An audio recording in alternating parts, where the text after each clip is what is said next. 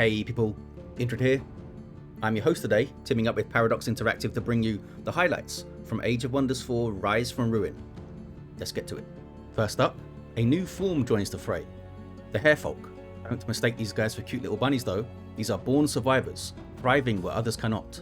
Their default traits of light-footed, athletic and quick reflexes highlight their evasiveness and mobility.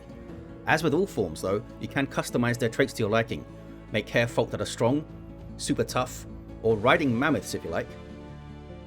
As for appearance, we have options to customize the harefolk's hair, ears of course, which are animated by the way, and even give them horns if you want them to look a bit unhinged. Speaking of customization, Rise from Ruin brings 2 new mounts to add to your army, with camels and scorpions being available. And of course we get new faction content, with the Nomads joining the cultures. A key feature of these guys is their ability to pack up and move their cities across the realm. The city retains its population and structures, even keeping special province improvements which you can place upon arrival. Note that this maneuverability does come at a cost, as Nomad cultures grow their populations slower than others. Nomad cultures have a unique relationship with resource nodes, having the ability to extract their essence and store it in their cities for ongoing income. This happens after the node has been over-harvested and left in a dormant state. This process takes 10 turns by default, but you can speed this up by spending Imperium. This can be important for specific timings, as you perhaps get ready for a city move. For those that want to settle a former Nomad city site, these nodes can be restored by spending mana, the cost reducing over time. The Nomad culture has 2 subcultures, known as traditions. First, the Conquerors. These guys use their mobile cities to be aggressive, repositioning for fast raiding strikes to overwhelm their opponents. They aim to settle close to enemy domains. From here, they can capture and annex the pillaged provinces of their enemies for resource rewards, absorbing their territory and choking them out. You really don't want these guys as your neighbours. As for combat, the Conquerors have a trait that focuses on their battlefield mobility. Empowering Momentum gives bonuses to damage and healing after the unit moves at least 3 hexes. Their unique structures include raider tents and trophy stores, which grant food and extra food plus gold if you border another empire's domain. Their special province improvement is the War Camp.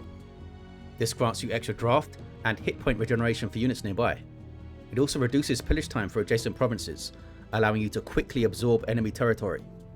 For spells, the Conqueror tradition gets Swift Strike Blessing, which grants empowering momentum as well as fortune to the target ally and another within 3 hexes. Watchful Eye, which provides vision in an area and enemy units in the province are marked. And finally, Chimes of Momentum, an enchantment that grants empowering momentum to your non-culture units. The other tradition is the Scavengers. These guys look to explore, loot, improvise and exploit their way to supercharged economies, allowing them to flourish into dangers on the battlefield and into powerful empires. Nomad Scavengers have the unique ability to harvest ancient wonders.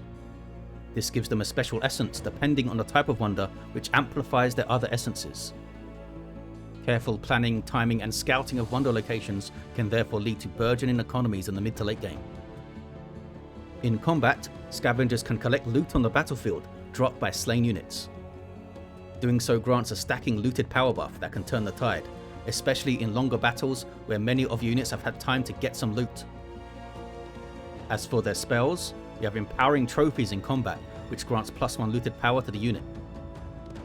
Next, Improvise Remedy, where all friendly units that have looted power are healed and have their negative statuses removed. And finally, Scavenger's Bags. This enchantment grants your non-culture units Scavenger trait, so they can grab their own loot and benefit from looted power. Now, let's check out the units that Nomads bring to battle.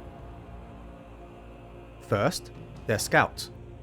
Your Dune Rider has improved combat abilities compared to other scouts, and its warfare training trait gives it the range tag for enchantments. This means you can use its high strategic mobility to take part in a vital fight, and perhaps tip the battle to your favour. Next, a tier 1 shield unit, the Wind Warrior. This guy has a shield that folds out in defense mode. It can also rescue close range allies by swapping places with them, healing them both in the process. Elsewhere in tier 1, each tradition gets a unique unit. The Conquerors get a shock unit, the Raider. This guy gains a fiery attack when he has momentum and can also avoid death with Slip Away, an aggressive frontliner then to lead your early expansion with some built-in survivability. For the Scavengers, we have the Looter, a skirmisher that can use its mobility to grab loot and then toss it to others.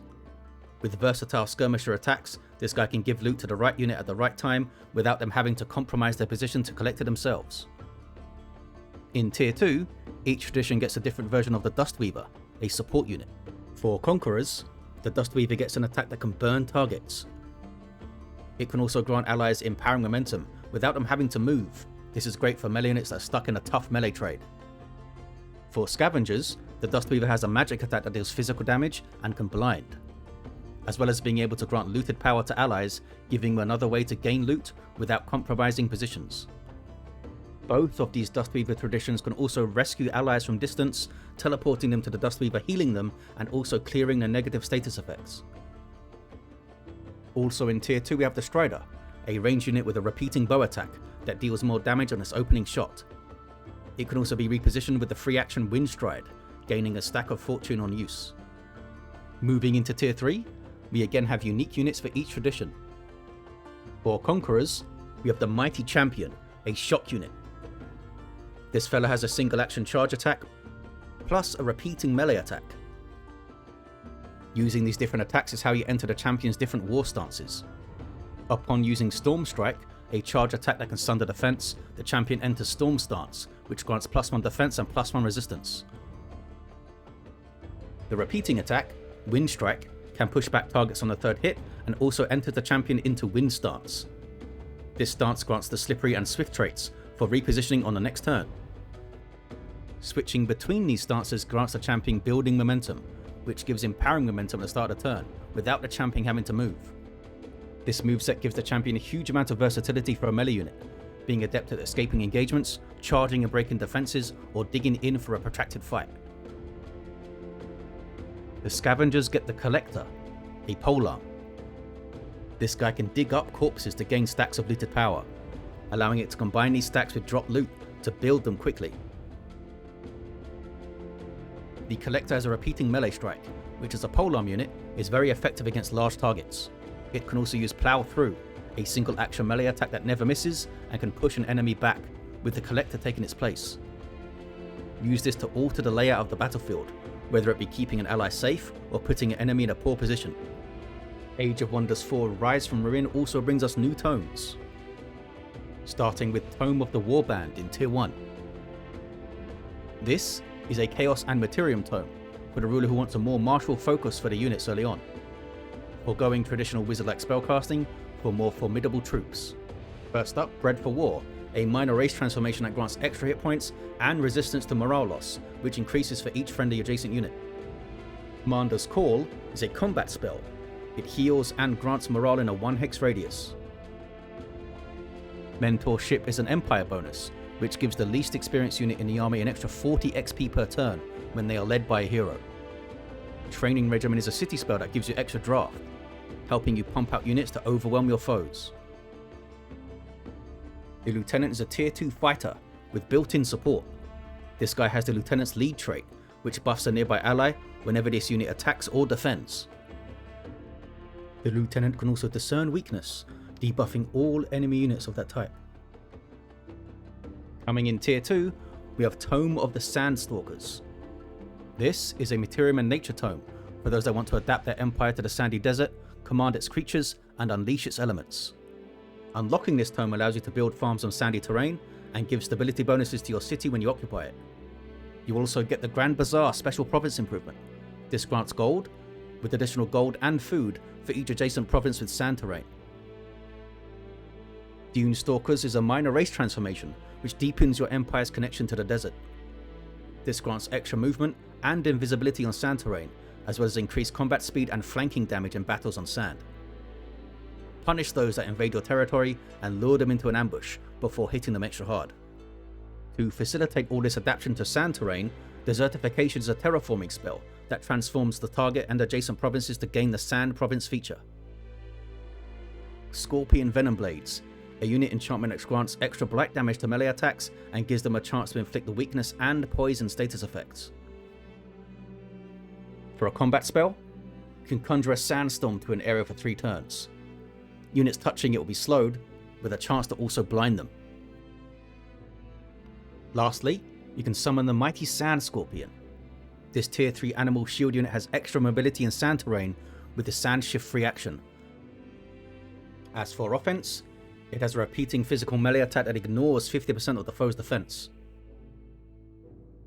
This is along with Debilitating Sting, a full action melee strike dealing heavy damage, poisoning and weakening the target, and ending with the Scorpion in defense mode. In tier 3, Tome of the Warlord is a chaos tome for those that want to crush their foes with powerful forces and brutally efficient warfare. Unlocking the tome allows you to build the Warforged special province improvement. Counting as a mine, it grants draft, plus extra draft and gold for each type of ore magic material that you control. Relentless Might is a unit enchantment, granting +1 retaliation and the stacking Infernal Might buff on attack. The Gladiatorial Pit is a city structure, granting draft, gold and stability, everything you need to support your never-ending war effort. Conqueror's Edict. This is a siege project that grants your unit Siegebreaker, helping to quicken the assault. In battle, it sets random hexes on fire and gives your units a substantial bonus to critical chance. If victorious, your people, being so well versed in conquering, reduce the time taken to migrate or raise the city. Might of the Battlefield. A combat spell granting Infernal Might and Morale to friendly units in a large 2 hex radius. This effect is then doubled for tier 1, 2 and 3 units. Find yourself in the middle of a siege lacking units? Why not summon the War Golem? This is a tier 3 construct magic fighter with a bit of a thing for fire in sieges. For offense, it has a repeating fire damage melee attack that can burn targets and ignores half their resistance. It can also clear the way using the Infernal Ray single action. This fills a 2 hex cone with fire damage, setting everything alight and dealing double damage to obstacles. For mobility, it has the Fiery Shift free action, moving to a target hex and setting adjacent enemies on fire. Lastly, we have the Warlord itself, a master of warfare. This guy personifies battlefield presence with powerful offense, support and defense capabilities. The Warlord is a tier 4 mythic with some impressive passive traits to start. It has charge resistance and first strike like a polearm unit, as well as field tactics, which buffs lower tier units in the army. For offense, he has a devastating charge attack, with War Veteran granting extra crit chance on it. If he can't hit anything, the Warlord has a unique defense mode, Hold Your Ground. This has the normal defense mode effects, as well as granting +1 defense, +1 resistance and charge resistance to adjacent allies. For direct support, the Warlord has various commands. These are powerful free action buffs to friendly tier 1, tier 2 or tier 3 units.